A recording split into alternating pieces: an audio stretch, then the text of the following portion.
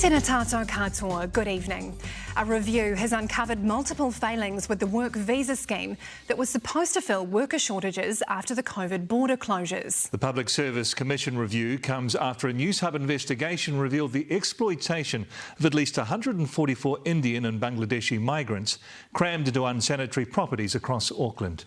Nick Truebridge covered the case and he joins us with the review's findings. Nick. That's right, Mike. You may remember these workers paid thousands of dollars to get jobs here, but when they arrived there was either no work or it dried up and they were left out of pocket. Now, the review reveals post-COVID checks by immigration officers were reduced so more migrant workers could enter the country. But when these changes came in, Immigration New Zealand did not adequately assess the risk or the impact. So the floodgates opened and the visa scheme was exposed to an increased risk of exploitation by agents or employers. And when staff did raise concerns, Immigration New Zealand's leadership failed to pay adequate attention. Standing over his workbench, Satish finally feels valued. Yeah, very happy. I feel very happy. This job at Christchurch's Lowe's Industries isn't just employment, it's hope for a better life here. Because this was his start in New Zealand, crammed into a damp, run-down Auckland home, $15,000 out of pocket, jobless and with barely any food. 25 people, 2-bedroom house. Only 1 bathroom, 1 shower room. More than 8 people, 1 room. Stay.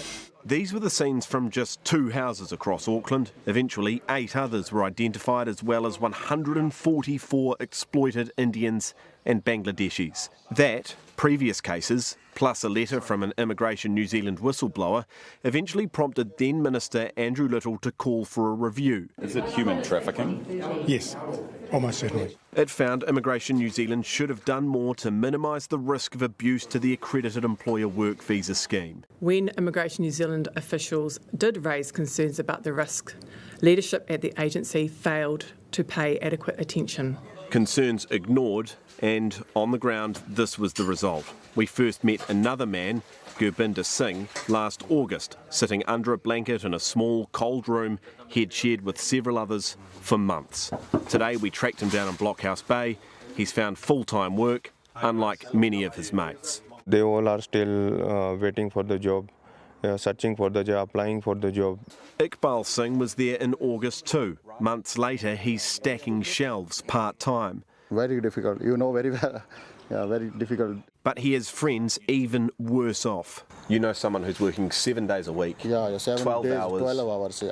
For $400. $400, $500 fixed salary. Fixed salary. No per hour rate. Advocates blame the system and say the clean-up's just starting. The question now is what's next? Because Immigration New Zealand dropped the ball on this one, we have to address and provide help to those who are suffering. But those in charge of the visa scheme who disregarded staff concerns will keep their jobs. I think we are seeing accountability, and that is doing the right thing by acknowledging mistakes have been made and working to fix them. Safe in their employment, unlike those stung by employers and agents rorting the system. So, Nick, you've heard from the Immigration Minister. Yeah, Yannicka, just heard from the Immigration Minister this afternoon. She's been really hot on this. Of course, she was in opposition until quite recently. She says the report obviously raises serious issues. She expects Immigration New Zealand to get right onto this. I guess one of the things that really stood out to me today, and the reason why this house of cards seems to have fallen down, is because this system, while it may have looked complex, was really built on what the review calls a high trust model. Of course, you have a high trust model, you expect people to do the right thing, and we saw what happened in this case. It completely fell apart. So that appears to be the heart of the issue here. And just lastly, I think another really important theme here is the fact that there was a real breakdown between the Immigration New Zealand top brass and the staff. This obviously all came out because a whistleblower thought, I'm not getting anywhere at work, I'm going to leak to the media, and they are making a real effort to try and fix that. Constant sessions with top brass and really trying to nail into building the relationship there, because that is clearly something that has gone really wrong in this case. Nick, tēnā koe.